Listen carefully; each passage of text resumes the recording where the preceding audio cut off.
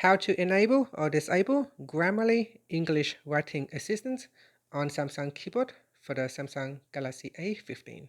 First, tap on the home button to return back to the home screen.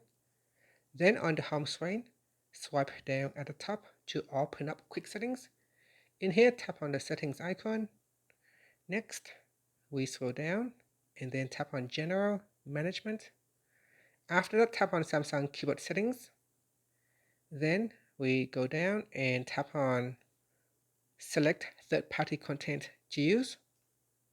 Next, tap on Grammarly, tap on the toggle button to turn it on, then tap on agree, and that's it. That is how you can turn it on or switch it off.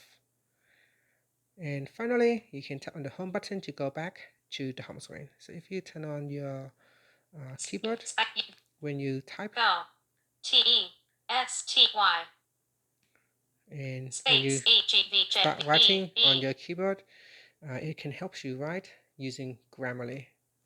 So as you write more with your keyboard, then Grammarly will appear to suggest writing assistant.